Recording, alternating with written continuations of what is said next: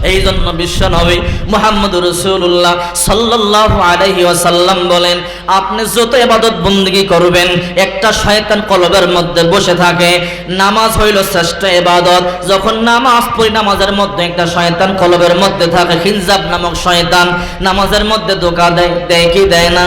দেখবেন নামাজে দাঁড়াইলে দোকান খুলে রাখছেন সেই কথা মনে হয়, ছেলের কথা মনে হয়, বিবির কথা মনে হয়, ব্যবসার কথা মনে হয়। আমার নবী বলেন, যত ইবাদত বندگی করো শয়তান ধোঁকা দেয়। রোজা রাখছো, শয়তান কয় ভাঙ্গা ফালা, রোজা ভাঙ্গা ফালা, কেউ দেখবে না।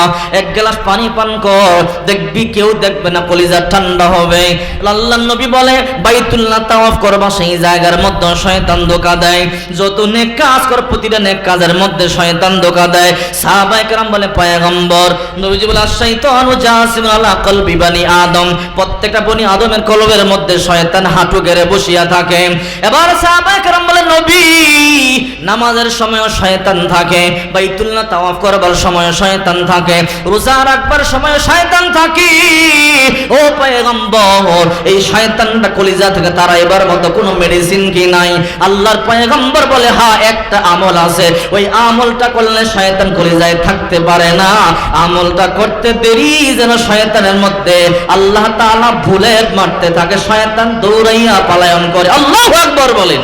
বলে পয়গম্বর সেই মেডিসিনটা কি আমাদেরকে বলেন। আল্লাহ রাসূল বলেন, আশ-শাইতানু জাসিমুন আলা কলবি বানি আদম, যখন প্রত্যেকটা বনি আদমের কলবে শয়তান হাঁটু গেড়ে বসে আছে, ইবাদতের সময় শয়তান ধোঁকা দেয়। কিন্তু ফাইযা যাকারাল্লাহ খানাসা, যখন আশিকেরা জাকিরিনেরা লা ইলাহা ইল্লাল্লাহর জিকির করিয়া ধাক্কা মারে, ধাক্কা মারতে দেরি, ফাইযা যাকারাল্লাহ খানাসা, কলিজা থেকে শয়তান বের হইয়া পলায়ন করতে দেরি করে না। আল্লাহু আকবার বলেন। ওয়াইদা গাফালা ওয়াসওয়াসা, যতক্ষণ জিকির করে শয়তান বাইরে থাকে, আবার জিকির ছাড়িয়া দেয়, শয়তান অন্তরের মধ্যে আইসা আবার বাসা বেঁধে ফেলে। এই জন্য শায়েখরা বলে, বাবা বেশি বেশি জিকির করবা, এই জিকিরটা সারতে পারবা না।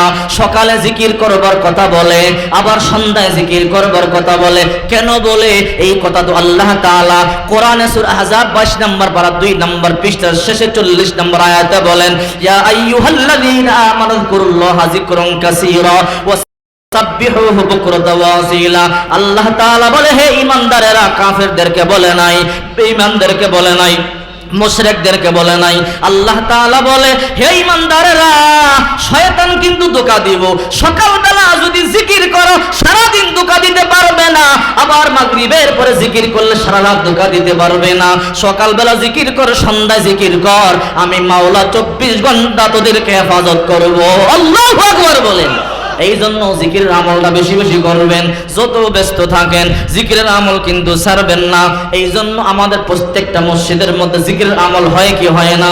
রাসূল করিম সাল্লাল্লাহু আলাইহি ওয়াসাল্লাম বলেন, কিয়ামতের ময়দানে যেদিন সূর্য মাথার কাছাকাছি চলে আসবে, মাটি তামা হয়ে যাবে, কেউ কারো পরিচয় দিবে না, সবাই চিন্তা থাকবে, হারে আমার কি হবে? ওই দিন মা কাজে আসবে না। ইয়াউমা ফিররুল মারউ মিন আখি, আপন ভাই ভাই থেকে পলায়ন করবে, চিনতে পারবে না। ও উম্মিহি, যেই মা 10 দিন 10 মাস 10 দিন গর্ভে ধরছে, যেই মা প্রসব করছে, ওই মা আপনাকে চিনবে না, পলায়ন করবে। ও আবি, বাবা কাজ করিয়া নিজে সিরা কাপড় পরিধান করেছে, ঈদের সময় নতুন জামা কিনিয়া দিছে, ওই বাবা আপনারে চিনবে না। ও সহিবাতিহি, বিবি আপনারে চিনবে না। যেই বিবির এত খুশি করলে, তো মুহাব্বত করিয়া গহনা বানায়া দিলেন, ওই বিবি বলবে কি আপনারে চিনতে পারলাম না। অবানি সন্তান বলবে চিনতে পারলাম না, কেউ কারো কাছে আসবে না, সবাই বলবে ইয়া রাব্বি নাফসি ইয়া নাফসি ইয়া নাফসি। সূর্য মাথার কাছাকাছি চলে আসবে, মাটি তামা হয়ে যাবে। আল্লাহর নবী বলেন, ওই দিন একদল হাসবে। আরে আল্লাহু আকবার বলেন। ওই সময় একদল হাসবে, আর হাসতে হাসতে আল্লাহ জান্নাতে যাবে। সাহাবায়ে কেরাম বলে, পয়গম্বর যেদিন মা চিনবে না, বাবা চিনবে না, ছেলে চিনবে না, মেয়ে চিনবে না, বিবি চিনবে না, কেউ পরিচয় দিবে না, এমন ভীতিকর অবস্থায় যদি আমল করলে শান্তিতে থাকা যায়, হাসা যায়, জান্নাতে যাওয়া যায়, যদি মরিয়াও যাবে আমলটা ছাড়বো না, আমলটার কথা বলেন। বলে আমলটা বেশি কঠিন না, সকাল সন্ধ্যা জিকির কর। নবীজি বলে, অন্তত যদি কোনো আমার উম্মত দৈনিক মাত্র 100 বার লা ইলাহা ইল্লাল্লাহ জিকির করে, পূর্ণিমার চাঁদ যেমন আকাশে জ্বলজ্বল করে, ওই ভীতিকর অবস্থার মধ্যে তাদের চেহারা পূর্ণিমার চাঁদের চাইতে বেশি সুন্দর জ্বলজ্বল করবে। আল্লাহু আকবার। জিকির করলে লাভ আছে না নাই? আরে হাদিস শরীফের মধ্যে স্পষ্ট ঘোষণা আছে, একদল বলে জিকির করা যাবে না, আছে না নাই? জিকির করা যাবে না তা না, তোমার কপাল ভুইরা গেছে, তুমি শেষ হয়ে গেছো, তুমি ধ্বংস হয়ে গেছো, তুমি মরবার সময় দেখবা তোমার চেহারা শুয়ারের মতো হয়ে যাবে, ঠিক না বেঠিক? আর জিকিরকারী যারা মূর্খ হতে পারে, অশিক্ষিত হতে পারে, মরবার পরে দেখবেন এদের চেহারার মধ্যে হাদিসের ভাষ্য মতে নূরে জল জল জল জল করে। আর ঠিক কি না? যান যান কুড়িগ্রাম যান, আমি 3 বার গেছি, সেখানে চরমোনার ইস্তেমা হয়। সেই ইস্তেমার ময়দানে আমি পাগল 3 বার যাওয়ার সৌভাগ্য হয়েছে। গেলে গুগু মুন্সির কবরের পাশে গিয়ে একটু দাঁড়াই, গন্ড মূর্খ কিন্তু চরমোনার আশেক ছিল, একজন মুরিদ ছিল। ওই পাগলের কবরের পাশে দাঁড়ান, দেখবেন যদি অন্যদিকে বাতাস নাও থাকে, ধীরে ধীরে জান্নাতি বাতাসের মধ্যে একটা বাতাস আসে, মনে হয় এখান থেকে জান্নাতের খুশবু বের হইতেছে। আল্লাহু আকবার। একবার ময়দানের মধ্যে সাথেই মাদ্রাসার মধ্যে কবর দেওয়া হয়েছে। এই পাগল 23 বছর পরে লাশ পাইছে অক্ষত অবস্থায়, চেহারা থেকে নূর জলজল করতেছে। আমি নিজে ওনার সন্তানদেরকে জিজ্ঞাসা করলাম, আপনার বাবা কি আলেম ছিল, মুফতি ছিল, মুহাদ্দিস ছিল, ইমাম ছিল না হাজি আর গাজী ছিল? বলে না না, ইমাম না, মুহাদ্দিস না, মুফতি না, হাজি না, গাজী না, গন্ড মূর্খ ছিল। একটা রাখাল ছিল, গরু রাখতো, কষ্টের কাজ করতো, কুড়িগ্রামের গরিব মানুষ। আমল কি?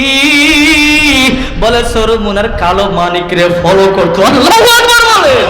কালো মানিকের তাসবিহ সকাল সন্ধ্যায় মানতো, আর রাত্রে বেলা 3টার সময় জায়গা মানুষদেরকে জিকির করিয়া করিয়া ঘুম ভাঙায়া দিত। এতটুকু আমল শুধু জানি, 24টা ঘন্টা জিকির করত, আর জিকির করে করে মুখের মধ্যে সব সময় ফেনা ওইটা থাকতো। যদি আমার বাবারে আল্লাহ তাআলা ইজ্জত দিয়া থাকে, কোনো আমল নয়, ওই চরমোনার কালো মানিকের ওজিফা মানবার কারণে আল্লাহ তাআলা হয়তো তাকে এমন ইজ্জত দিয়া দিয়েছে। আল্লাহু আকবার বলে। এই জন্য আমি বলি, যারা চরমোনায় বিরোধিতা করে, একবার চরমোনায় মিয়া যান না, ভিতরে যত ভুল আছে সব সংশোধন হয়ে যাবে, ঠিক কিনা জোরে বলেন? একবার ঘুরে আসেন, এমন একটা জায়গা আমি ঈদের 2 দিন পরও গিয়েছি, আলহামদুলিল্লাহ বলেন। আরে সেখানে গেলে ময়দানটা আপনার বয়ানও শোনা লাগবে না, আপনার কিচ্ছু করা লাগবে না, খালি ময়দানটা একটা ঘুরুন্ডি দিয়ে আইবেন। যদি আপনার অন্তর পরিবর্তন না হয়, এরপরে আইসা সবার সামনে আমার বলবেন যে হুজুর আপনি যে বললেন কিছুই পরিবর্তন হইল না, খোদার কসম করে বলি, আরে আমি আপনি কি বড় বড় চোর ডাকাত বদমাশ খুনিরা সেখানে গিয়া মাথায় গ্রিন পাগড়ি পরে হাতে তাসবিহ মুখে দাড়ি নিয়ে ফিরেছে, ঠিক কিনা জোরে বলেন? কেন বিরোধিতা করেন? জান নাই তো, না যাইয়া কেমনে করেন? যারা করে একজনও যায় নাই, আর যে গেছে কখনো চরমোনার বিরোধিতা করতে পারে না, ঠিক কিনা জোরে বলেন? এই জন্য আমি বলি, একবার যান, একবার গিয়া দেখেন, একবার গিয়া বয়ান শোনেন। মিয়া হাজার হাজার লক্ষ লক্ষ টাকা দিয়া অন্য অন্য দরবারে খাবার ফ্রি দেয়, তারপরও যেত মানুষ হয় না, ঠিক না বেঠি? কই খাবার ফ্রি, ঠিক না বেঠি? আবার একদল এমনও আছে, লোক ফিট করছে ময়দানে, টাকা দিব, টাকা দিয়া লোক কালেকশন করব, টাকা দিয়ে গাড়ি ভাড়া দিয়ে নিব, 3 দিন থাকবেন, 1500 টাকাও দিব, এমনও দরবার শরীফ বাংলাদেশে আছে, এরপরও মানুষ যায় না, ঠিক না বেঠি? আর আপনার সেখানে জায়গা হয় না, বছর বছর মাঠ বাড়াইতেছে, কথা ঠিক না বেঠি? নিজের টাকা দিয়া, নিজের শ্রম দিয়া, সময় দিয়া ব্যবসা বাণিজ্য বন্ধ কইরা যায়, আইসা দেখে ওই 3 দিন যে সময় দিছে, এই 3 দিন না 3 মাসের লাভ আল্লাহ দিয়া দেয়, ঠিক না বেঠি? নিয়ত তো ভালো, এরা তো আল্লাহরে ভাইতে যায়, কথা ঠিক না মাটি? এই জন্য আমি সময় আর লম্বা করলাম না, যেহেতু আমার সময় শেষ হয়ে গেছে, একেবারে সময় শেষ, যেহেতু 8টা পর্যন্ত সময়, এখন আজান চলবে অন্য জায়গায়। তো যাই হোক, আমি এখানে বয়ান শেষ করলাম, যেহেতু শায়েখ আছেন নামাজের ইশার